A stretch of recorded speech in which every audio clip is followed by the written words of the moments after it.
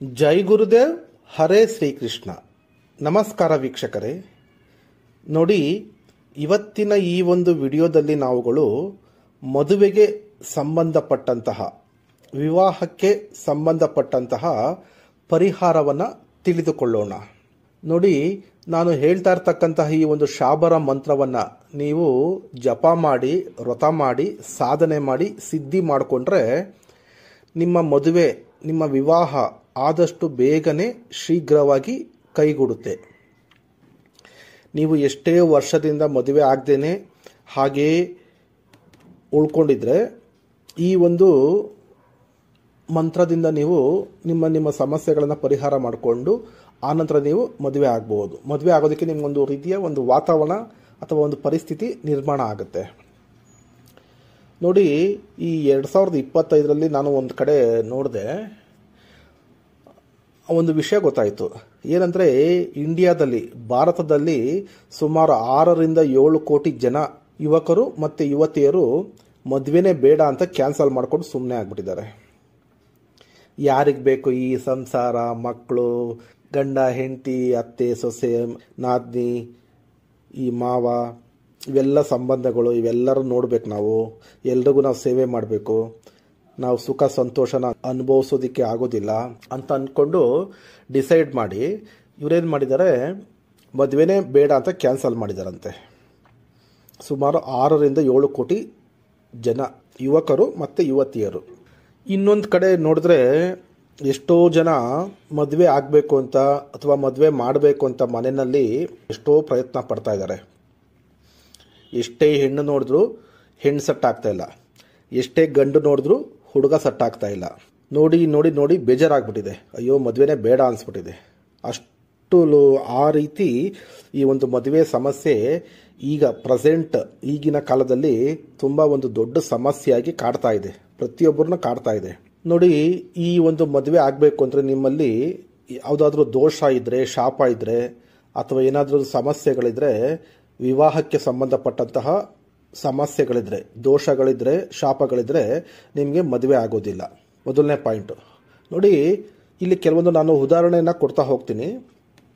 ಒಂದು, ನಿಮಗೆ ಏನಾದರೂ ದೋಷ ಇದ್ದರೆ, ನೀವು ಹುಟ್ಟಿದವಾಗೇ ಏನಾದರೂ ದೋಷ ಇದ್ದರೆ ಅಥವಾ ನಿಮ್ಗೆ ಏನಾದರೂ ಶಾಪಗಳಿದ್ರೆ ನಿಮಗೆ ಆದಷ್ಟು ಬೇಗನೆ ಮದುವೆ ಆಗೋದಿಲ್ಲ. ಆಮೇಲೆ ನಿಮ್ಗೇನಾದರೂ ಸರ್ಪದೋಷ, ಪಿತೃದೋಷ, ಗ್ರಹ ದೋಷ, ಕಳತ್ರ ದೋಷ ಅಂತ ದೋಷಗಳು ಬರ್ತವೆ ಕೆಲವೊಂದು. ಆ ದೋಷಗಳು ನಿಮ್ಮ ಜನ್ಮ ಕುಂಡಲಿಯಲ್ಲಿ ಇದ್ದರೆ, ನೀವು ಹುಟ್ಟಿದವಾಗೇ ಆ ದೋಷಗಳು ನಿಮ್ಮ ಜನ್ಮದಲ್ಲಿ ಬಂದಿದ್ರೆ ನಿಮಗೆ ಮದುವೆ ಆಗೋದಿಲ್ಲ. ಕೆಲವರಿಗೆ ಏನಾಗುತ್ತಂದರೆ, ಕೆಲವೊಂದು ಶತ್ರುಗಳು ಏನು ಮಾಡ್ತಾರೆ, ಆ ಇಡೀ ಕುಟುಂಬಕ್ಕೇ ಒಂದು ಮಾಟ ಮಂತ್ರ, ವಾಮಾಚಾರ ಪ್ರಯೋಗನ ಮಾಡಿರ್ತಾರೆ. ಆ ವಾಮಾಚಾರ, ಮಾಟ ಮಂತ್ರದ ಪ್ರಯೋಗ ಆಗಿರ್ತಕ್ಕಂತಹ ಮನೆಗಳಲ್ಲಿ ಆದಷ್ಟು ಈ ಮದುವೆ ಕಾರ್ಯಗಳು ನಡೆಯೋದಿಲ್ಲ. ಎಷ್ಟೇ ಪ್ರಯತ್ನ ಪಟ್ಟರು ಏನಾದರೂ ಒಂದು ವಿಘ್ನ ಬರುತ್ತೆ, ಇಲ್ಲ ಏನಾದರೂ ಒಂದು ಅಡಚಣೆ ಬಂದು, ಏನಾದರೂ ಒಂದು ತೊಂದರೆ ಬಂದು ಆ ಮದುವೆ ನಿಂತು ಹೋಗ್ಬಿಡುತ್ತೆ ಅಥವಾ ಮದುವೆ ಸಟ್ಟೆ ಆಗೋದಿಲ್ಲ. ಇನ್ನು ಕೆಲವರಿಗೆ ಹಿಂದಿನ ಜನ್ಮದಲ್ಲಿ ಶಾಪ ಇರುತ್ತೆ. ಅದು ಆ ಶಾಪಗಳಿದ್ದಂತಹ ಸಮಯದಲ್ಲಿ ಈ ಜನ್ಮದಲ್ಲಿ ಅವರಿಗೆ ಈಗ ಪ್ರೆಸೆಂಟಲ್ಲಿ ಮದುವೆ ಆಗೋದಿಲ್ಲ. ಮದುವೆಗೆ ಎಷ್ಟೇ ಪ್ರಯತ್ನ ಪಟ್ಟರು ಅದು ಕೈಗೂಡೋದಿಲ್ಲ. ಉದಾಹರಣೆಗೆ, ಸ್ತ್ರೀ ಶಾಪ ಇರುತ್ತೆ ಕೆಲವರಿಗೆ, ಕೆಲವರಿಗೆ ಪುರುಷ ಶಾಪ ಇರುತ್ತೆ, ಕೆಲವರಿಗೆ ಗುರು ಶಾಪ ಇರುತ್ತೆ, ಕೆಲವರಿಗೆ ದೈವ ಶಾಪ ಇರುತ್ತೆ. ಈ ರೀತಿ ಕೆಲವೊಂದು ಶಾಪಗಳು ಇದ್ದಾಗ ಏನಾಗುತ್ತೆ ಅಂದರೆ ಮದುವೆಗೆ ಸಂಬಂಧಪಟ್ಟಂತಹ ಕೆಲಸ ಕಾರ್ಯಗಳು ಆಗೋದಿಲ್ಲ. ಆಮೇಲೆ ಇನ್ನೂ ಕೆಲವೊಂದು ಸಂದರ್ಭದಲ್ಲಿ ನಿಮ್ಮ ಮನೆ ದೇವ್ರನ್ನ ಕೆಲವರು ಮರ್ತುಬಿಟ್ಟಿರ್ತಾರೆ. ಮನೆ ದೇವರು, ಕುಲದೇವರು, ಅವ್ರನ್ನ ಪೂಜೆ ಮಾಡ್ತಾ ಇರೋದಿಲ್ಲ. ಅಂತಹ ಸಮಯದಲ್ಲಿ ಆ ದೇವತೆಗಳು ಕೋಪಗೊಂಡು ಆ ಮನೆಯಲ್ಲಿ ಒಂದು ಒಳ್ಳೆ ಶುಭ ಕಾರ್ಯ ಆಗೋದಕ್ಕೆ ಬಿಡೋದಿಲ್ಲ, ಅಡೆತಡೆಗಳು ಬರ್ತಾ ಇರ್ತದೆ. ಇನ್ನು ಕೆಲವು ಕಡೆ ಏನಾಗುತ್ತಂದರೆ ಹರಕೆಗಳಿರ್ತದೆ. ಏನು ಮಾಡ್ತಾರಂದರೆ, ಅವ್ರ ಕುಟುಂಬದವರು ಅಥವಾ ಅವರ ಹಿರೀಕರು ಯಾವುದೋ ಬೇರೆ ಸಮಸ್ಯೆಗೆ ಏನಾದರೂ ಒಂದು ದೇವರುಗಳಿಗೆ ಹರಕೆಯನ್ನು ಕಟ್ಟಿರ್ತಾರೆ. ಅವರು ಅದನ್ನು ಮರ್ತುಬಿಟ್ಟು ಅಥವಾ ಮಾಡೋಕ್ಕೆ ಆಗದೇನೋ ಆ ಹರಕೆಗಳನ್ನು ತೀರಿಸ್ತೇನೆ ಇದ್ದರೆ ಅವ್ರಿಗೆ ಕೆಲವೊಂದು ಸಾರಿ ಆ ಮನೆಗಳಲ್ಲಿ ಮದುವೆಗೆ ಸಂಬಂಧಪಟ್ಟಂತಹ ಸಮಸ್ಯೆಗಳು ಬರ್ತದೆ. ಹಾಗಾಗಿ ನಿಮ್ದು ಏನಾದರೂ ಹರಕೆಗಳಿದ್ರೆ ಫಸ್ಟ್ ಅದನ್ನು ತೀರಿಸ್ಬಿಡಿ. ನಿಮ್ಮ ಕುಲದೇವರು, ಮನೆ ದೇವ್ರದ್ದು ಏನಾದರೂ ಪೂಜೆ ಪುನಸ್ಕಾರಗಳು ನಿಂತಿದ್ರೆ ಅದನ್ನು ಮಾಡ್ಕೊಳ್ಳಿ. ಹಾಗೆ ನಿಮಗೇನಾದರೂ ದೋಷಗಳಿದ್ರೆ ಶಾಪಗಳಿದ್ರೆ ಅದನ್ನು ನಿಮ್ಮ ಜಾತಕದ ಮುಖಾಂತರ ಒಳ್ಳೆ ಜ್ಯೋತಿಷ್ಯರ ಹತ್ರ ತೋರಿಸಿ ತಿಳ್ಕೊಂಡು ಅದನ್ನು ಪರಿಹಾರ ಮಾಡ್ಕೊಳ್ಳಿ. ಈ ರೀತಿ ಮಾಡಿಕೊಂಡು ನೀವು ನಿಮ್ಮ ಮದುವೆಗೆ ಸಂಬಂಧಪಟ್ಟಂತಹ ಪ್ರಯತ್ನವನ್ನು ನೀವು ಮಾಡಿದ್ರೆ ತುಂಬ ಸುಲಭವಾಗಿ ಬಹಳ ಬೇಗನೆ ಶೀಘ್ರವಾಗಿ ನಿಮಗೆ ಎಲ್ಲ ರೀತಿಯ ಒಂದು ಅನುಕೂಲ ಕೂಡಿ ಬಂದು ನಿಮಗೆ ಆದಷ್ಟು ಬೇಗನೆ ಮದುವೆ ಆಗುತ್ತೆ. ನೋಡಿ, ನಾನು ಕೊಡ್ತಾ ಇರ್ತಕ್ಕಂತಹ ಇಲ್ಲಿ ಒಂದು ಶಾಬರ ಮಂತ್ರವನ್ನು ಕೊಡ್ತಾ ಇದ್ದೀನಿ. ಈ ಶಾಬರ ಮಂತ್ರವನ್ನು ನಿಮ್ಗೆ ಎಷ್ಟೇ ವಯಸ್ಸಾಗಿರಲಿ, ನಿಮ್ಗೇನೇ ಸಮಸ್ಯೆ ಇರಲಿ, ನೀವು ಈ ಶಾಬರ ಮಂತ್ರವನ್ನು ಜಪ ಮಾಡೋದ್ರಿಂದ ನಿಮಗೆ ನಿಮ್ಮಲ್ಲಿರ್ತಕ್ಕಂತಹ ದೋಷಗಳು ಶಾಪಗಳು ಎಲ್ಲ ಬಿಟ್ಟು ಹೊರಟೋಗಿ ನಿಮಗೆ ಆದಷ್ಟು ಬೇಗನೆ ಮದುವೆ ಆಗುತ್ತೆ. ಈ ಶಾಬರ ಮಂತ್ರವನ್ನು ಮದುವೆ ಆಗದೇ ಇರತಕ್ಕಂತಹ ಹುಡುಗರು ಸಹ ಜಪ ಮಾಡಬಹುದು, ಅಥವಾ ಮದುವೆ ಆಗದೇ ಇರತಕ್ಕಂತಹ ಹುಡುಗಿಯರು ಸಹ ಜಪ ಮಾಡಬಹುದು. ಒಂದು ವೇಳೆ ಹುಡುಗ ಹುಡುಗಿ ಮಾಡಲಿಲ್ಲ, ಈ ಒಂದು ಜಪ ಸಾಧನೆ ವ್ರತನ ಮಾಡೋದಕ್ಕೆ ಆಗೋದಿಲ್ಲ ಅಂತಂದರೆ ಅವರ ಪರವಾಗಿ ಅವರ ಮನೆಯವರು ಸಹ ಮಾಡಬಹುದು. ಅವರ ತಂದೆ ತಾಯಿ, ಅಣ್ಣ ತಮ್ಮ, ಅಕ್ಕ ತಂಗಿ, ಸಂಬಂಧಿಕರು, ಸ್ನೇಹಿತರು ಯಾರು ಬೇಕಾದರೂ ಅವರ ಪರವಾಗಿ ಈ ಒಂದು ಸಾಧನೆಯನ್ನು ಮಾಡಿ ಅವರಿಗೆ ಮದುವೆ ಆಗದೆ ಇರ್ತಕ್ಕಂಥವರಿಗೆ ಮದುವೆ ಆಗೋ ಥರ ಮಾಡಬಹುದು. ಆಮೇಲೆ ಇನ್ನೊಂದು ಹೇಳೋದು ಮರ್ತುಬಿಟ್ಟೆ, ಕೆಲವು ಮನೆಗಳಲ್ಲಿ ಪಿತೃಗಳಿಗೆ ಸಂಸ್ಕಾರ ಮಾಡಿರೋದಿಲ್ಲ, ಪಿತೃಗಳಿಗೆ ಪೂಜೆ ಮಾಡ್ತಾ ಇರೋದಿಲ್ಲ, ಪಿತೃಗಳಿಗೆ ಈ ಎಡೆ ಇಡ್ತಾರೆ ಅಂತ ಹೇಳ್ತಾರೆ. ವರ್ಷಕ್ಕೊಂದು ಸಾರಿ ಎಡೆ ಇಟ್ಟು ಅವ್ರಿಗೆ ಶಾಂತಿ ಮಾಡ್ತಾರೆ. ಆ ಪಿತೃಗಳಿಗೆ ಸಂಬಂಧಪಟ್ಟಂತಹ ಪೂಜೆ ಪುನಸ್ಕಾರಗಳನ್ನು ನೀವು ಮಾಡದೇ ಇದ್ದಂತಹ ಪಕ್ಷದಲ್ಲೂ ಸಹ ಅಂತಹ ಮನೆಗಳಲ್ಲಿ ಈ ಮದುವೆ ಕಾರ್ಯಗಳು ಆಗೋದಿಲ್ಲ, ಅಡೆತಡೆ ಆಗುತ್ತಾ ಹೋಗ್ತಾ ಇರ್ತದೆ. ಹಾಗಾಗಿ ವೀಕ್ಷಕರೇ, ನಾನು ಇಲ್ಲಿ ಹೇಳ್ತಾ ಇರ್ತಕ್ಕಂಥ ಈ ಒಂದು ಶಾಬರ ಮಂತ್ರವನ್ನು ನೀವು ಜಪ ಮಾಡಿ ವ್ರತ ಮಾಡಿ ಸಾಧನೆ ಮಾಡಿದ್ರೆ ನಿಮಗೆ ಆದಷ್ಟು ಬೇಗನೆ ಶೀಘ್ರವಾಗಿ ಮದುವೆ ಆಗುತ್ತದೆ. ಈಗ ಪ್ರೆಸೆಂಟ್ ಈಗಿನ ಸಮಯದಲ್ಲಿ ಮದುವೆ ಆಗೋದೇ ಒಂದು ದೊಡ್ಡ ಸಮಸ್ಯೆ ಆಗಿಬಿಟ್ಟಿದೆ. ಎಲ್ಲ ಇದೆ, ಆದರೂ ಮದುವೆ ಮಾಡೋಕ್ಕಾಗ್ತಾ ಇಲ್ಲ. ಮದುವೆ ಮಾಡೋದಕ್ಕೂ ಪ್ರಯತ್ನ ಪಟ್ಟರು ಕೈಗೂಡ್ತಾ ಇಲ್ಲ, ಒನ್ಗೂಡ್ತಾ ಇಲ್ಲ. ಹಣ, ಆಸ್ತಿ, ಅಧಿಕಾರ ಎಲ್ಲ ಇದ್ರೂ ಮದುವೆಗಳು ಮಾಡೋಕ್ಕಾಗ್ತಾ ಇಲ್ಲ. ಸುಮಾರು ಜನ ತಂದೆ ತಾಯಿದರು ತುಂಬ ನೋವು ತಿಂತಾ ಇದ್ದಾರೆ ಈ ಒಂದು ಮದುವೆ ವಿಷಯದಲ್ಲಿ. ನೋಡಿ, ಈಗ ಈ ಒಂದು ಪ್ರಯೋಗವನ್ನು ನೀವೇ ಮನೆಯಲ್ಲಿ ಯಾವ ರೀತಿ ಮಾಡ್ಕೊಳ್ಬೇಕು ಎಂಬುದರ ಬಗ್ಗೆ ನಾನು ತಿಳಿಸ್ತಾ ಹೋಗ್ತೀನಿ, ತಿಳಿದುಕೊಳ್ಳಿ. ನೋಡಿ, ಈ ಒಂದು ಸಾಧನೆ ಮಾಡಬೇಕಾದ್ರೆ ಬೇಕಾಗಿರ್ತಕ್ಕಂಥ ಸಾಮಗ್ರಿಗಳು ಮತ್ತು ನಿಯಮಗಳು. ಇದಕ್ಕೆ ದಿಕ್ಕು ಬಂದ್ಬಿಟ್ಟು ಪೂರ್ವ ಮತ್ತು ಉತ್ತರ ದಿಕ್ಕು. ಪೂರ್ವಕ್ಕೆ ಅಥವಾ ಉತ್ತರ ದಿಕ್ಕಿಗೆ ನೀವು ಮುಖ ಮಾಡಿ ಕುಳಿತುಕೊಳ್ಬೇಕು. ಇದಕ್ಕೆ ದೀಪ ಬಂದ್ಬಿಟ್ಟು ತುಪ್ಪದ ದೀಪವನ್ನು ನೀವು ಹಚ್ಚಬೇಕಾಗುತ್ತೆ. ಇದಕ್ಕೆ ಸಮಯ ಬಂದ್ಬಿಟ್ಟು ರಾತ್ರಿ ಹೊತ್ತು, ಸಂಜೆ ಹೊತ್ತು ಅಥವಾ ಬೆಳಿಗ್ಗೆ 3 ಟೈಮಲ್ಲಿ ನೀವು ಯಾವಾಗ ಬೇಕಾದರೂ ನೀವು ಈ ಒಂದು ಸಾಧನೆಯನ್ನು ನೀವು ಮಾಡಬಹುದು.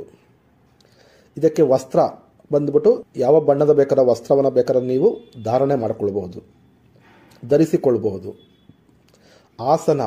ಆಸನದ ಮೇಲೆ ಒಂದು ಬಿಳಿ ಬಟ್ಟೆಯನ್ನು ಹಾಕಿ, ಮಂಟಪದ ಮೇಲೂ ಸಹ ಒಂದು ಬಿಳಿ ಬಟ್ಟೆಯನ್ನು ಹಾಕಿ. ಇದಕ್ಕೆ ದೇವರು ಬಂದ್ಬಿಟ್ಟು ಶಿವ ಮತ್ತು ಪಾರ್ವತಿ ಮತ್ತು ಗುರುಗಳಾದಂತಹ ಗೋರಖ್ನಾಥ್ ಗುರುಗಳು.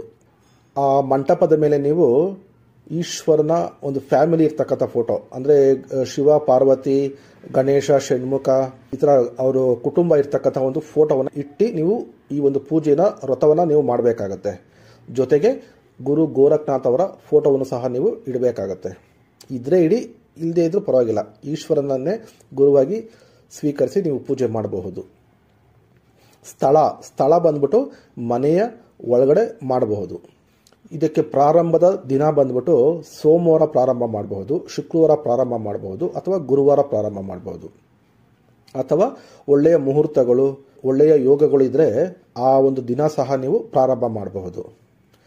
ಈ ಸಾಧನೆಗೆ ಬಂದ ಸಮಯ ಬಂದ್ಬಿಟ್ಟು 11 ದಿನಗಳ ಕಾಲ ನೀವು ಸಾಧನೆಯನ್ನು ಮಾಡಬಹುದು. ಅಥವಾ ನಿಮ್ಮಲ್ಲಿ ಸಮಸ್ಯೆ ಜಾಸ್ತಿ ಇದೆ, ತುಂಬ ದಿನಗಳಿಂದ, ತುಂಬ ವರ್ಷಗಳಿಂದ ಮದುವೆ ಕೈಗೂಡ್ತಾ ಇಲ್ಲ ಅಂತಂದರೆ ನೀವು 21 ದಿನಗಳ ಕಾಲ ವ್ರತವನ್ನು ಮಾಡಬೇಕಾಗತ್ತೆ. ಡೈಲಿ ಪ್ರತಿದಿನ ನೀವು 108 ಮಣಿಗಳಂತೆ ಒಂದು ಮಾಲೆ ಜಪ ಮಾಡಬೇಕಾಗತ್ತೆ ಮಿನಿಮಮ್. ಇದಕ್ಕಿಂತ ನೀವು ಜಾಸ್ತಿ ಬೇಕಾದ್ರೂ ಜಪ ಮಾಡಬಹುದು. ಇದಕ್ಕೆ ಬೇಕಾಗಿರ್ತಕ್ಕಂತಹ ಮಾಲೆ ಬಂದ್ಬಿಟ್ಟು ರುದ್ರಾಕ್ಷಿ ಮಾಲೆ. ನೋಡಿ, ಈಗ ಪೂಜೆ ಮಾಡೋ ಕ್ರಮವನ್ನು ತಿಳಿಸ್ತೀನಿ.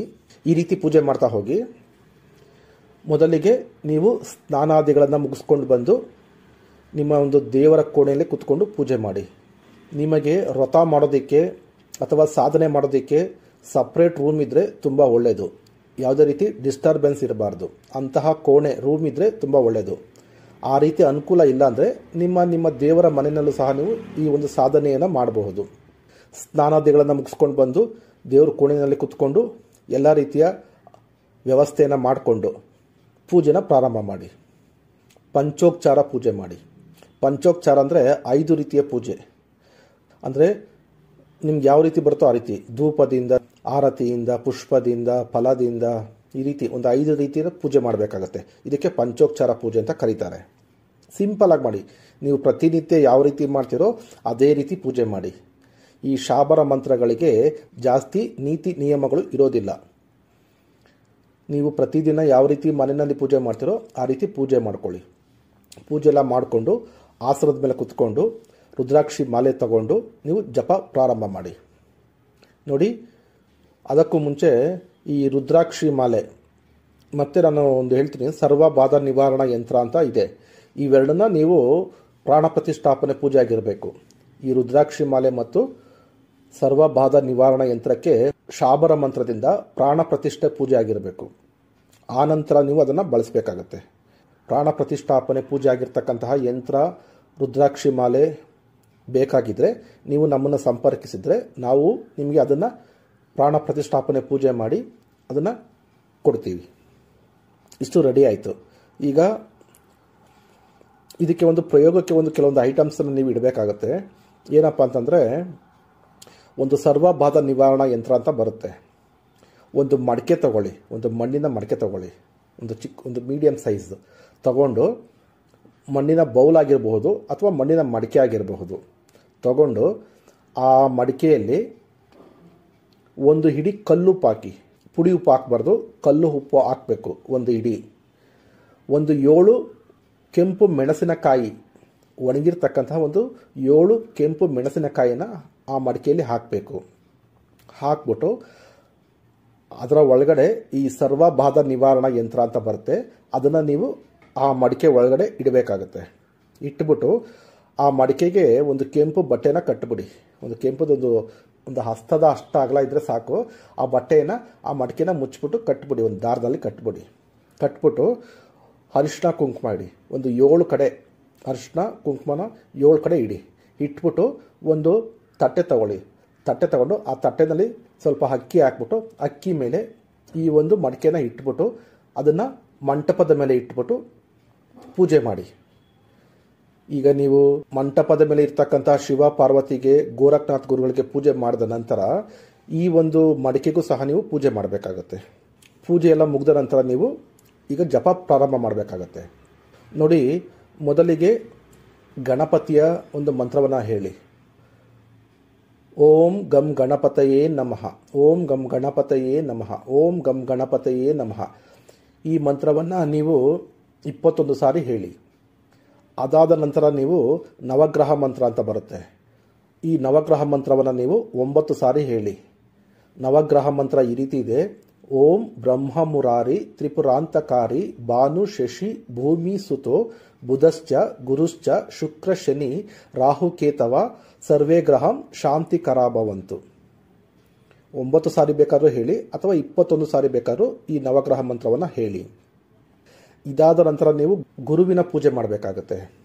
ಅಂದರೆ ನಿಮ್ಗೆ ಯಾರಾದರೂ ಗುರುಗಳಿದ್ದರೆ ಆ ಗುರುವನ್ನ ಸ್ಮರಿಸ್ಕೊಂಡು ಅವರ ಫೋಟೋ ಇದ್ದರೆ ಬೇಕಾದ್ರೆ ಮಂಟಪದ ಮೇಲೆ ಇಟ್ಟು ಪೂಜೆ ಮಾಡಬಹುದು. ಆ ಗುರುಗಳು ಕೊಟ್ಟಿರ್ತಕ್ಕಂತಹ ಗುರು ಮಂತ್ರವನ್ನು ನೀವು 108 ಸಾರಿ ಜಪ ಮಾಡಬೇಕಾಗತ್ತೆ. ಒಂದು ವೇಳೆ ನಿಮಗೆ ಯಾರೂ ಗುರುಗಳು ಇಲ್ಲ ಅಂತಂದರೆ ನೀವು ಪರಮೇಶ್ವರನನ್ನು, ಈಶ್ವರನನ್ನು, ಶಿವನನ್ನು ಈ ಒಂದು ಪ್ರಯೋಗಕ್ಕೆ, ಈ ಒಂದು ಸಾಧನೆಗೆ ಗುರುವಾಗಿ ಸ್ವೀಕರಿಸಬಹುದು. ಶಿವನ ಗುರು ಮಂತ್ರ ಈ ರೀತಿ ಇದೆ. ಓಂ ನಮ ಶಿವಾಯ, ಓಂ ನಮ ಶಿವಾಯ, ಓಂ ನಮ ಶಿವಾಯ. ಗುರು ಪಂಚಾಕ್ಷರಿ ಶಿವ ಮಂತ್ರವನ್ನು ನೀವು 108 ಸಾರಿ ಜಪ ಮಾಡಿ. ಇದಾದ ನಂತರ ನೀವು ಶ್ರೀಕೃಷ್ಣ ಪರಮಾತ್ಮನನ್ನು ಸಹ ನೀವು ಈ ಒಂದು ಸಾಧನೆಗೆ ಗುರುವಾಗಿ ಸ್ವೀಕರಿಸಬಹುದು. ಈ ಒಂದು ಸಾಧನೆಯನ್ನು ನೀವು ಮಾಡಬಹುದು. ಕೃಷ್ಣ ಪರಮಾತ್ಮನ, ಶ್ರೀಕೃಷ್ಣನ ಗುರು ಮಂತ್ರ ಈ ರೀತಿ ಇದೆ. ಕ್ಲೀಂ ಕೃಷ್ಣಾಯ ನಮಃ, ಕ್ಲೀಂ ಕೃಷ್ಣಾಯ ನಮಃ, ಕ್ಲೀಂ ಕೃಷ್ಣಾಯ ನಮಃ. ಈ ಒಂದು ಕೃಷ್ಣನ ಗುರು ಮಂತ್ರವನ್ನು ನೀವು 108 ಸಾರಿ ಜಪ ಮಾಡಿ. ಈಗ ಸಂಕಲ್ಪ ಮಾಡ್ಕೊಳ್ಬೇಕು. ಏನಪ್ಪ ಸಂಕಲ್ಪ ಅಂದರೆ, ಒಂದು ಲೋಟದಲ್ಲಿ ಶುದ್ಧವಾಗಿರ್ತಕ್ಕಂಥ ಒಂದು ನೀರನ್ನ ಇಟ್ಕೊಂಡಿರಿ. ಒಂದು ಸ್ಪೂನಲ್ಲಿ ನಿಮ್ಮ ಬಲಗೈ ಹಸ್ತದ ಮೇಲೆ ಒಂದು ಸ್ವಲ್ಪ ನೀರನ್ನ ಹಾಕ್ಕೊಳ್ಳಿ. ಸ್ವಲ್ಪ ಅಕ್ಷತೆ ಇದ್ದರೆ ಬೇಕಾದ್ರೆ ಹಾಕ್ಕೊಬೋದು, ಅಥವಾ ಹೂವಿನ ದಳಗಳಿದ್ರೆ ಅದನ್ನು ಸಹ ಸ್ವಲ್ಪ ನೀವು ಹಸ್ತಗಳ ಮೇಲೆ ಹಾಕ್ಕೊಂಡು ಸಂಕಲ್ಪ ಮಾಡಿ. ಏನಪ್ಪ ಸಂಕಲ್ಪ ಅಂದರೆ, ಆವತ್ತಿನ ದಿನದ ನಕ್ಷತ್ರ, ತಿಥಿ, ವಾರ ಅವೆಲ್ಲ ಗೊತ್ತಿದ್ರೆ ಹೇಳಿ. ಅಥವಾ ನಿಮ್ಗೇನು ಗೊತ್ತಿಲ್ಲ ಅಂತಂದರೆ ವಾರ ಆದರೂ ಗೊತ್ತಿರುತ್ತೆ ನಿಮಗೆ. ನಾನು ಇಂಥ ಹೆಸರಿನ ನಾನು, ಇಂಥವರ ಮಗನಾದಂತಹ ನಾನು, ಇಂಥವರ ಮಗಳಾದಂತಹ ನಾನು, ಇವತ್ತಿನ ದಿನ ಇಂತಹ ವಾರ, ನಿಮ್ಮ ನಕ್ಷತ್ರ ಹೇಳ್ಕೊಳ್ಳಿ, ನಿಮ್ಮ ರಾಶಿ ಹೇಳ್ಕೊಳ್ಳಿ. ಹೇಳಿಕೊಂಡು ಇವತ್ತಿನ ದಿನ ನಾನು ಸಂಕಲ್ಪವನ್ನು ಮಾಡ್ತಾಯಿದ್ದೀನಿ. ಏನಪ್ಪ ಸಂಕಲ್ಪ ಅಂದರೆ, ನನಗೆ ವಿವಾಹಕ್ಕೆ ಸಂಬಂಧಪಟ್ಟಂತಹ, ಮದುವೆಗೆ ಸಂಬಂಧಪಟ್ಟಂತಹ ಏನಾದರೂ ದೋಷಗಳು, ಶಾಪಗಳು, ಮಾಟ ಮಂತ್ರದ ಸಮಸ್ಯೆಗಳು, ವಾಮಾಚಾರದ ಪ್ರಯೋಗಗಳು, ಅಥವಾ ಏನಾದರೂ ಹರಕೆಗಳು, ಅಥವಾ ಏನಾದರೂ ಸಮಸ್ಯೆ ಇದ್ದರೆ ಆ ಸಮಸ್ಯೆಗಳೆಲ್ಲ ಸಂಪೂರ್ಣವಾಗಿ ನಾಶ ಹೊಂದಲಿ.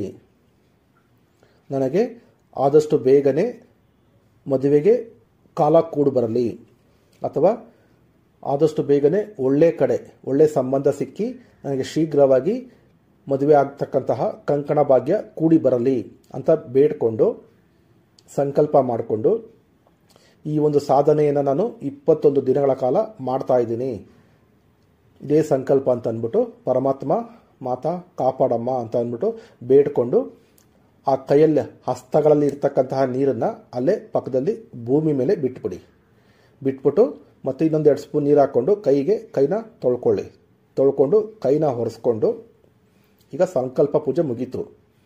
ಈಗ ರುದ್ರಾಕ್ಷಿ ಮಾಲೆ ತಗೊಂಡು ಕಣ್ಮುಚ್ಕೊಂಡು ಕುತ್ಕೊಂಡು ಜಪ ಮಾಡಿ. ಈ ಮಂತ್ರ ಜಪ ಮಾಡೋಕ್ಕಿಂತ ಮುಂಚೆ ನೀವು ಮಂತ್ರವನ್ನು ಕಲ್ತಿರಬೇಕು. ಬುಕ್ ನೋಡಿಕೊಂಡು ಮಾಡಿದ್ರೆ ಅಷ್ಟೊಂದು ಪ್ರಯೋಜನಕ್ಕೆ ಬರೋದಿಲ್ಲ. ಹಾಗಾಗಿ ನೀವು ನಿಮ್ಮ ವ್ರತ ಪ್ರಾರಂಭ ಮಾಡೋಕ್ಕಿಂತ ಮುಂಚೆನೇ ಈ ಒಂದು ಮಂತ್ರವನ್ನು ನೀವು ಕಣ್ಮುಚ್ಕೊಂಡು ಹೇಳೋ ರೀತಿ ಕಲ್ತಿರಬೇಕು ನೀವು. ಈಗ ಸಂಕಲ್ಪ ಪೂಜೆ ಆಯಿತು. ಇದಾದ ನಂತರ ರಕ್ಷಾ ಮಂತ್ರ ಅಂತ ಬರುತ್ತೆ. ಅಂದರೆ ನಿಮಗೆ ನೀವು ಮಾಡ್ತಕ್ಕಂಥ ಸಾಧನೆಗೆ, ನೀವು ಮಾಡ್ತಕ್ಕಂಥ ಪೂಜೆಗೆ ಯಾವುದೇ ರೀತಿಯ ವಿಘ್ನಗಳು ಬರಬಾರ್ದು, ಅಥವಾ ಯಾವುದೇ ರೀತಿಯ ನೆಗೆಟಿವ್ ಎನರ್ಜಿ ಅಥವಾ ಈ ದುಷ್ಟಶಕ್ತಿಗಳು, ಪೀಡೆ ಪಿಶಾಚಿಗಳು, ಭೂತಪ್ರೇತಗಳು ಬಂದು ತೊಂದರೆ ಕೊಡ್ತಕ್ಕಂಥ ಕೆಲವರಿಗೆ ಮಾತ್ರ ಕೆಲವೊಂದು ಸಾರಿ ಚಾನ್ಸಸ್ ಇರುತ್ತೆ. ಆಗ ಅಂತಹ ಸಮಯದಲ್ಲಿ ನಿಮಗೆ ರಕ್ಷಣೆ ಬೇಕಲ್ವಾ, ಆ ರಕ್ಷಣೆಗಾಗಿ ಈ ಒಂದು ರಕ್ಷಾ ಮಂತ್ರವನ್ನು ನೀವು ಜಪ ಮಾಡಬೇಕಾಗತ್ತೆ. ನಾನು ಕೊಟ್ಟಿರ್ತಕ್ಕಂತಹ ಈ ರಕ್ಷಾ ಮಂತ್ರವನ್ನು ಸಹ ನೀವು ಜಪ ಮಾಡ್ಬೋದು, ಅಥವಾ ಬೇರೆ ಬೇರೆ ರಕ್ಷಾ ಮಂತ್ರಗಳಿದೆ, ಆ ರಕ್ಷಾ ಮಂತ್ರಗಳನ್ನು ಸಹ ನೀವು ಬೇರೆ ದೇವರಿಗೆ ಸಂಬಂಧಪಟ್ಟಂತಹ ರಕ್ಷಾ ಮಂತ್ರಗಳಿದೆ, ಆ ರಕ್ಷಾ ಮಂತ್ರಗಳನ್ನು ಸಹ ನೀವು ಇಲ್ಲಿ ಜಪ ಮಾಡ್ಬೋದು. ನೋಡಿ, ರಕ್ಷಾ ಮಂತ್ರ ಈ ರೀತಿ ಇದೆ. ಓಂ ಅಪಸರ್ಪಂತು ಏ ಭೂತಃ ಭೂಮಿ ಸಂಸ್ಥಿತ ಏ ಭೂತ ವಿಘ್ನಕರ್ತಾರಂಸ್ತೆ ನಶ್ಯಂತು ಶಿವಾಜ್ಞ ಅಪಕ್ರಮಣಾಂತು ಭೂತಾನಿ ಪಿಶಾಚಿ ಸರ್ವತೋ ದಿಶಾಂ ಸರ್ವೇಶಾಂ ವಿರೋಧಿನ್ ಪೂಜಾ ಕರ್ಮ ಸಮಾರಂಭೆ. ಈ ಮಂತ್ರವನ್ನು ನೀವು 21 ಸಾರಿ ಹೇಳ್ಕೊಂಡು ಕೈಯಲ್ಲಿ ಅಕ್ಷತೆ ಇಟ್ಕೊಂಡು ನಿಮ್ಮ ಸುತ್ತಲೂ ಹಾಕ್ಕೊಳ್ಳಿ. ಕೈಯಲ್ಲಿ ಅಕ್ಷತೆ ಇಟ್ಕೊಂಡು ಈ ಮಂತ್ರವನ್ನು, ರಕ್ಷಾ ಮಂತ್ರವನ್ನು ಹೇಳಿ 21 ಸಾರಿ ಹೇಳಿ ಆ ಅಕ್ಷತೆಯನ್ನು ಅಭಿಮಂತ್ರಿಸಿ ನಿಮ್ಮ ಸುತ್ತಲೂ ನೀವು ಹಾಕ್ಕೊಳ್ಬೇಕಾಗತ್ತೆ. ಅವಾಗೇನಾಗುತ್ತೆ, ಅಥವಾ 4 ದಿಕ್ಕಿಗೂ ಸಹ ನೀವು ಹಾಕಿಕೊಳ್ಬಹುದು, ಅಥವಾ 4 ದಿಕ್ಕಿಗೂ ಸಹ ಈ ಒಂದು ಅಕ್ಷತೆಯನ್ನು ಹಾಕ್ಕೊಳ್ಳಿ. ಆಗೇನಾಗುತ್ತೆ, ನಿಮ್ಮ ಸುತ್ತಲೂ ನಿಮಗೆ ಒಂದು ರಕ್ಷಣಾ ಕವಚ ನಿರ್ಮಾಣ ಆಗುತ್ತೆ. ಆಗ ನಿಮಗೆ ಈ ಒಂದು ರಕ್ಷಣಾ ಕವಚದಲ್ಲಿ ಈ ರಕ್ಷಾ ಗೇರ ಅಂದರೆ ಈ ರಕ್ಷಾ ಕವಚದ ಒಳಗಡೆ ಯಾವುದೇ ದುಷ್ಟಶಕ್ತಿಗಳು ಬಂದು ನಿಮ್ಮ ವ್ರತಕ್ಕೆ, ನಿಮ್ಮ ಸಾಧನೆಗೆ ತೊಂದರೆ ಕೊಡೋದಿಲ್ಲ. ಹಾಗಾಗಿ ಇದನ್ನು ನೀವು ಮಾಡಲೇಬೇಕಾಗತ್ತೆ.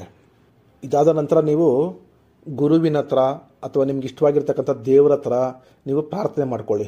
ಗುರುದೇವ, ನಾನು ಈ ಒಂದು ಸಾಧನೆಯನ್ನು ಮಾಡ್ತಾಯಿದ್ದೀನಿ, ನನಗೆ ಆಜ್ಞೆ ಕೊಡು, ಈ ಒಂದು ಸಾಧನೆಯಲ್ಲಿ ನನಗೆ ಯಶಸ್ಸು ಸಿಗಲಿ, ಫಲ ಸಿಗಲಿ, ಒಳ್ಳೆಯದಾಗಲಿ ಅಂತ ಬೇಡ್ಕೊಂಡು ನಿಮ್ಮ ಪಿತೃಗಳನ್ನು ಸಹ ನೀವು ಬೇಡ್ಕೊಳ್ಬೋದು. ನಿಮ್ಮ ಮಾತಾಪಿತೃಗಳಿದ್ರೆ ಅವ್ರಿಗೂ ಸಹ ನಮಸ್ಕಾರ ಹೇಳಿ ಅವ್ರಿಗೂ ಸಹ ನೀವು ಬೇಡ್ಕೊಂಡು, ನಿಮ್ಮ ಇಷ್ಟ ದೇವರಿದ್ದರೆ ಇಷ್ಟ ದೇವರ ಹತ್ರ ಸಹ ಪ್ರಾರ್ಥನೆ ಮಾಡಿಕೊಂಡು, ಗುರುವಿನ ಹತ್ರ ಪ್ರಾರ್ಥನೆ ಮಾಡಿಕೊಂಡು ಈ ಒಂದು ನೀವು ಸಾಧನೆಯನ್ನು ಪ್ರಾರಂಭ ಮಾಡಿ.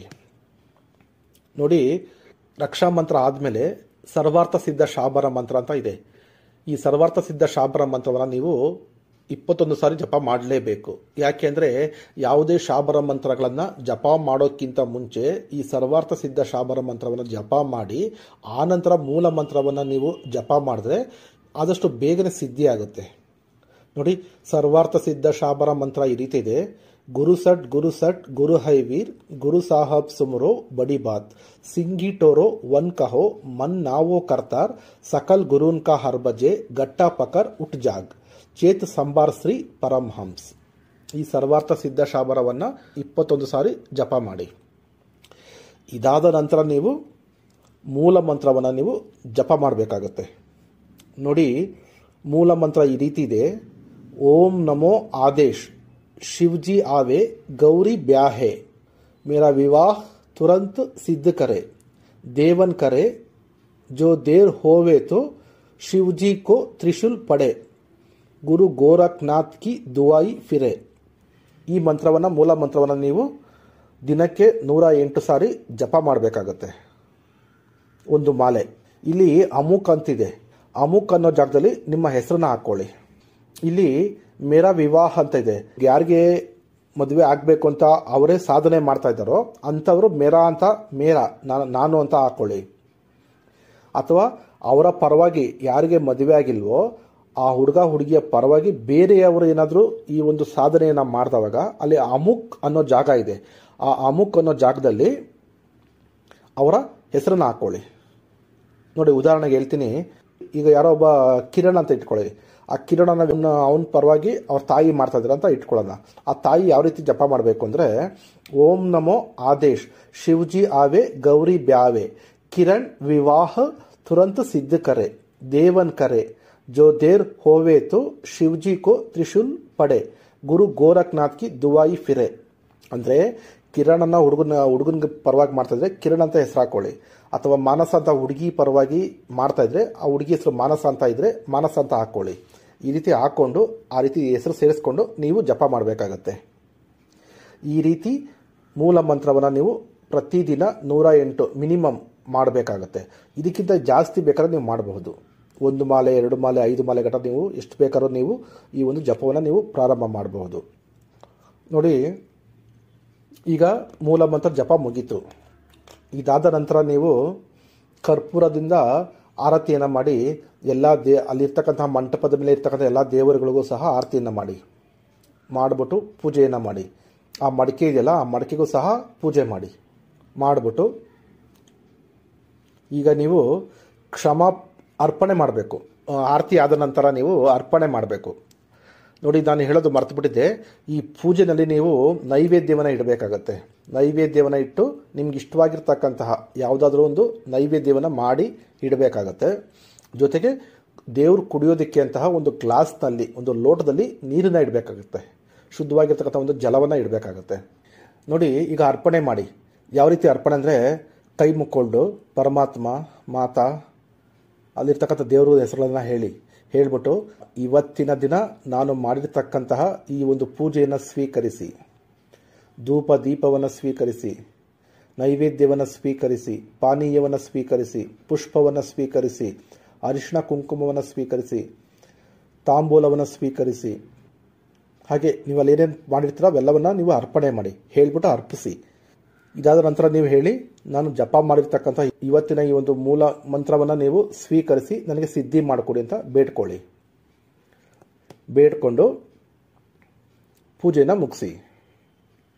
ಕೊನೆಯಲ್ಲಿ ನೀವು ಕ್ಷಮಾ ಪ್ರಾರ್ಥನೆಯನ್ನು ಮಾಡಬೇಕಾಗತ್ತೆ.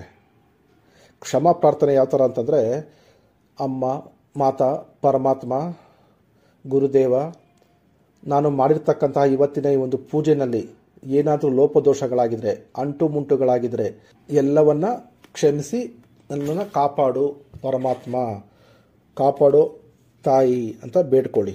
ದೇವರ ಹತ್ರ, ಗುರುಗಳ ಹತ್ರ ಬೇಡ್ಕೊಂಡು ಕ್ಷಮಾ ಪ್ರಾರ್ಥನೆಯನ್ನು ಮುಗಿಸಿ. ಇಷ್ಟು ಈ ಒಂದು ಪೂಜೆಯ ನಿಯಮ. ಈಗ ನಿಮ್ಮ ವ್ರತ ಎಲ್ಲ ಮುಗಿದ ನಂತರ ಅಂದರೆ 11 ದಿನ ಆಗಿರ್ಬೋದು ಅಥವಾ 21ನೇ ದಿನ ಆಗಿರ್ಬೋದು, ನಿಮ್ಮ ವ್ರತ ಮುಗಿದ ನಂತರ ನೀವು ಒಂದು ಪ್ರಯೋಗ ಮಾಡಬೇಕಾಗತ್ತೆ. ಏನಪ್ಪ ಪ್ರಯೋಗ ಅಂತಂದರೆ, ನೋಡಿ, ನೀವು ಮಡಿಕೆ ಇಟ್ಟಿದ್ರಲ್ವ, ನೀವು ಪೂಜೆಗೆ ಪ್ರಯೋಗಕ್ಕೆ ಒಂದು ಮಡಿಕೆ ಇಟ್ಟಿದ್ರಿ. ಆ ಮಡಿಕೆಯನ್ನು ತಗೊಂಡು ಹೋಗಿ ಯಾವುದಾದ್ರೂ ಈಶ್ವರನ ದೇವಸ್ಥಾನ ಇದ್ದರೆ ಆ ದೇವಸ್ಥಾನದ ಹತ್ರ ಎಲ್ಲಾದರೂ ಇಟ್ಟು ಬರಬೇಕು ನೀವು. ಈ ಮಡಿಕೆನ ತಗೊಂಡೋಗಿ ನಿಮ್ಮ ವ್ರತ ಮುಗ್ದ ನಂತರ ನೆಕ್ಸ್ಟ್ ದಿನ ನೀವು ಅಥವಾ ಅವತ್ತೇ ಲಾಸ್ಟ್ ದಿನ ಬೇಕಾದ್ರೆ ನೀವು ಹೋಗಿ ಈ ಮಡಿಕೆಯನ್ನು ಯಾರಿಗ ಹತ್ರ ಮಾತಾಡ್ದೇನೆ ಯಾರಿಗೂ ಏನು ಹೇಳ್ದೇನೆ ಈಶ್ವರನ ದೇವಸ್ಥಾನ ಇದ್ದರೆ ಅಲ್ಲಿ ನೀವು ಇದನ್ನು ಇಟ್ಬಿಟ್ಟು ಬರಬೇಕಾಗತ್ತೆ. ಅಥವಾ ಅರಳಿ ಮರದ ಕೆಳಗಡೆ ಇದನ್ನು ಇಡ್ಬೋದು, ಅಥವಾ ಅದೆಲ್ಲರ ಸೈಡಲ್ಲಿ ಯಾರು ತುಳಿದೇ ಇರತಕ್ಕಂತಹ ಜಾಗದಲ್ಲಿ ನೀವು ಇದನ್ನು ಇಟ್ಟು ಬರಬಹುದು. ನೆಕ್ಸ್ಟ್ ದಿನ ನೀವು ನಿಮ್ಮಲ್ಲಿ ಅನುಕೂಲತೆ ಇದ್ದರೆ, ಅವಶ್ಯಕತೆ ಇದ್ದರೆ ನೀವು ಶಿವ ಪಾರ್ವತಿಗೆ ಪೂಜೆಯನ್ನು ಮಾಡಿಸ್ಬೇಕಾಗತ್ತೆ. ಈಶ್ವರ ದೇವಸ್ಥಾನ ಅಥವಾ ಶಿವ ಪಾರ್ವತಿ ಅಥವಾ ಹೆಣ್ದೇವರು ಯಾವುದಾದ್ರೂ ಪರವಾಗಿಲ್ಲ, ನಿಮ್ಮ ಅಕ್ಕಪಕ್ಕ ಯಾವುದಾದ್ರೂ ದೇವಸ್ಥಾನಗಳಿದ್ದರೆ ಆ ಶಿವ ಪಾರ್ವತಿ ದೇವಸ್ಥಾನಕ್ಕೆ ಹೋಗಿ ನೀವು ಪೂಜೆಯನ್ನು ಮಾಡಿಸಿ ಆ ತಾಯಿಗೆ ಮಡಿಲಕ್ಕಿನ ತುಂಬಿ ಪೂಜೆ ಮಾಡಿಸಿ ಏನಾದರೂ ಒಂದು ಪ್ರಸಾದ ಮಾಡಿ ಎಲ್ರಿಗೂ ಹಂಚಿ ಬರಬಹುದು. ಕೊನೆ ದಿನದಲ್ಲಿ ನೀವು ಈಶ್ವರನಿಗೆ ಅಥವಾ ಹೆಣ್ಣು ದೇವರುಗಳಿಗಿದ್ದರೆ, ಪಾರ್ವತಿಗೆ ಸಂಬಂಧಪಟ್ಟಂತಹ ಹೆಣ್ಣು ದೇವರುಗಳಿದ್ದರೆ ಅಥವಾ ಈಶ್ವರನಿಗೆ ಸಂಬಂಧಪಟ್ಟಂತಹ ದೇವರುಗಳು ಗಂಡು ದೇವರುಗಳಿದ್ದರೆ ಅಲ್ಲಿಗೆ ನೀವು ಹೋಗಿ ಪೂಜೆ ಮಾಡಿಸಿ ಹೆಣ್ಣು ದೇವರಿಗೆ ಮಡಲಕ್ಕಿ ತುಂಬಬೇಕು. ಮಡಲಕ್ಕಿ ಗೊತ್ತಿರುತ್ತೆ ನಿಮಗೆಲ್ಲರಿಗೂ, ನೀವು ಯಾವ ರೀತಿ ಮಾಡ್ತೀರೋ ಆ ರೀತಿ ಮಾಡಿ ಮಡಿಲು ತುಂಬಿ ಪ್ರಸಾದವನ್ನು ಮಾಡಿ ಎಲ್ರಿಗೂ ಹಂಚಿ ನೀವು ಬರಬೇಕಾಗತ್ತೆ. ಇಷ್ಟು ಮಾಡಿದ್ರೆ ನಿಮ್ಮ ವ್ರತ ಸಂಪೂರ್ಣ ಆಯಿತು ಅಂತ ಅರ್ಥ. ಇದಕ್ಕೆ ನಿಯಮಗಳು ಏನಪ್ಪ ಅಂತಂದರೆ, ನೀವು ವ್ರತ ಮಾಡೋ ಸಮಯದಲ್ಲಿ ಯಾವುದೇ ಅಂಟು ಮುಂಟಾಗಬಾರ್ದು, ಮಾಸಿಕ ಧರ್ಮ ಇವೆಲ್ಲ ಯಾವುದೇ ರೀತಿ ಇರಬಾರ್ದು, ನಿಮಗೂ ಇರಬಾರ್ದು ಅಥವಾ ನಿಮ್ಮ ಮನೆ ಒಳಗಡೆ ಯಾರೂ ಆಗಿರಬಾರ್ದು. ಆ ರೀತಿ ನೋಡ್ಕೊಂಡು ನೀವು ಮಾಡಬೇಕಾಗತ್ತೆ. ಅಥವಾ ನೀವಾಗಿಲ್ಲ ಅಥವಾ ಬೇರೆ ಯಾರೋ ಇನ್ನೊಬ್ಬರು ಮನೆಗಿರ್ತಕ್ಕಂಥವ್ರು ಇನ್ನೊಬ್ರು ಆದರು ಅಂದರೆ ಅವಾಗೂ ಸಹ ನೀವು ಮಾಡೋ ಹಾಗಿಲ್ಲ. ಒಂದು ನಂತರ ಬ್ರಹ್ಮಚರ್ಯವನ್ನು ನೀವು ಪಾಲನೆ ಮಾಡಬೇಕಾಗತ್ತೆ. 2 ಮೂರನೇದು ಬಂದ್ಬಿಟ್ಟು ನೀವು ಯಾವುದೇ ರೀತಿಯ ಮಾಂಸಾಹಾರಗಳನ್ನು ಸೇವನೆ ಮಾಡೋ ಹಾಗಿಲ್ಲ. ಧೂಮಪಾನ, ಮದ್ಯಪಾನ, ಮಾಂಸಾಹಾರಗಳನ್ನು ಸೇವನೆ ಮಾಡೋ ಹಾಗಿಲ್ಲ. ಸಾತ್ವಿಕ ಆಹಾರವನ್ನು ಮಾತ್ರ ನೀವು ಸೇವನೆ ಮಾಡಬೇಕಾಗತ್ತೆ. ಇಷ್ಟು ಈ ಒಂದು ವ್ರತಕ್ಕೆ ಇರ್ತಕ್ಕಂಥ ನೀತಿ ನಿಯಮಗಳು. ಇಷ್ಟು ಹೇಳ್ತಾ ಇವತ್ತಿನ ಈ ಒಂದು ವಿಡಿಯೋವನ್ನು ಇಲ್ಲಿಗೆ ಮುಗಿಸ್ತಾ ಇದ್ದೀನಿ. ಧನ್ಯವಾದಗಳು.